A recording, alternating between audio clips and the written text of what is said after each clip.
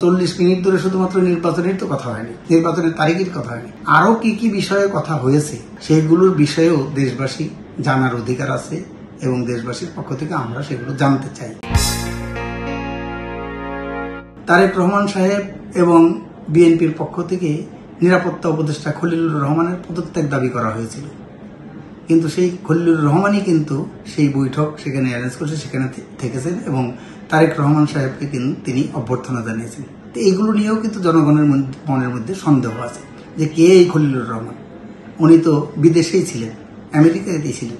তাহলে মানে এখন আমরা ভারতের কবল থেকে মুক্ত হতে গিয়ে এখন কি মার্কিন যুক্তরাষ্ট্রের কবলে আমরা পতিত হলাম?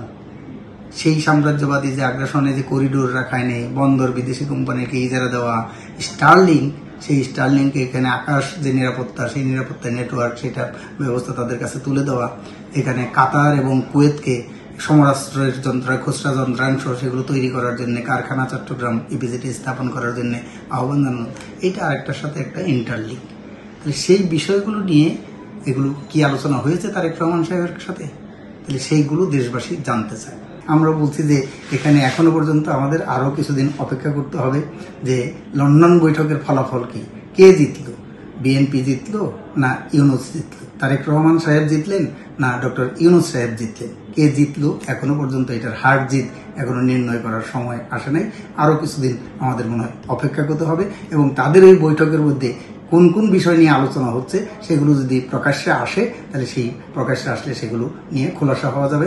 আমরা মনে করি যে বিএনপির তরফ থেকেও কি আলোচনা হয়েছে সেগুলো বলা দরকার নির্বাচনের বাইরেও, এবং অন্তর্বর্তীকালীন সরকারের পক্ষ থেকেও, প্রধান উপদেষ্টার পক্ষ থেকেও সেই বিষয়গুলোকে দেশবাসীকে জানানো উচিত বলে আমরা মনে করি। দেশবাসীর এই ধরনের বৈঠকের ফলাফল আলোচনা সেগুলো জানার অধিকার আছে। শুধুমাত্র একটা নির্বাচনের দিনক্ষণ বা মাস এইটা নির্ধারণ করার জন্যই কি ইউনূস সাহেব এই 37 জনের একটা লট বহর নিয়ে প্রায় 5 কোটি 5.5 কোটি টাকা রাষ্ট্রীয় তহবিলের টাকা খরচ করে এখানে সুদূর লন্ডনে যেতে হলো ডরেচেস্টার হোটেলের বৈঠক করার জন্য? এটা তো একটা অপ্রয়োজনীয় ছিল। এইটা ইউনূস সাহেব টেলিফোনেও কথা বলতে পারতেন। এখন স্কাইপিতে, অনলাইনে, জুমে নানা ধরনের মিটিং করা হয়, ইন্টারন্যাশনাল মিটিংগুলো হয়।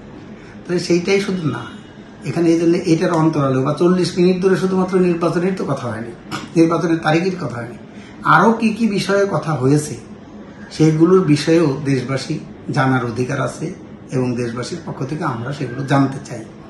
যেমন ইউনূস সাহেব এখানে ঘোষণা করেছেন যে বন্দর একটা ডিপি ওয়ার্ল্ড নামক সংযুক্ত আরব আমিরাতের যে কোম্পানি, তাদেরকে লিজ দেওয়া হবে আমাদের একটা লাভজনক container terminal, new marine container terminal. আগের বারে বলেছিল চট্টগ্রামে গিয়ে বক্তৃতায় বন্দরে যে বন্দরটা আমাদের হৃৎপিণ্ড, এটার সক্ষমতা বাড়াতে হবে, দক্ষতা বাড়াতে হবে, আর সেজন্য পৃথিবীর সেরা দক্ষ যারা ব্যবস্থাপক আছে তাদেরকে আমরা এখানে নিয়োগ দেব, যারা এটা বিরোধিতা করব তাদেরকে বোঝাইতে হবে। কিন্তু ঈদের আগের দিন 6 তারিখে যখন এটা বক্তব্য দিলেন জাতির উদ্দেশ্যে, তখন তিনি বললেন একটা অ্যাগ্রেসিভলি যে বন্দর এটা দিতে হবে বিদেশি দক্ষ কোম্পানিকে, যারা বিরোধিতা করবে তাদেরকে প্রতিহত করার জন্য আহ্বান জানাইলেন যে দেশবাসীকে, জনগণকে প্রতিহত। এটার মধ্যে দিয়ে আমরা মনে করি যে ইউনূস সাহেব একটা মবকে উস্কে দিয়েছেন, যেই মব উস্কানির দ্বারা, মব সন্ত্রাসের দ্বারা এখানে বিভিন্ন স্থাপনাগুলো, মুক্তিযুদ্ধের ইতিহাস, কীর্তি, ভাস্কর্য এগুলো ধ্বংস করা হচ্ছে, বিভিন্ন ভবন সেগুলো ধ্বংস করা হয়েছে এবং মাজার, ইয়েদের কি সুফিবাদীদের মাজার, বাউলদের আকড়া, এগুলোকে আক্রমণ করা হয়েছে মব সন্ত্রাসের মাধ্যমে। সেই ধরনের একটা মবকে কি উস্কে দেওয়া হলো কিনা, এটাও কিন্তু জনমনের একটা সন্দেহ আছে এবং প্রধান উপদেষ্টা দায়িত্বশীল একটা রাষ্ট্রের প্রধান দায়িত্ব থেকে এই ধরনের কথা উনি বলতে পারেন কিনা, তাহলে সেইটা একটা বিষয় আছে। সেইগুলো নিয়ে কি আলোচনা হয়েছে তারেক রহমানের সাথে? আবার উনি রাখাইনে যে করিডোর দেওয়ার কথা বলেছিলেন, তাহলে সেই করিডোর প্রসঙ্গে কি বক্তব্য, সেগুলো নিয়ে কি আলোচনা হয়েছে? নির্বাচনের পরে কি হবে?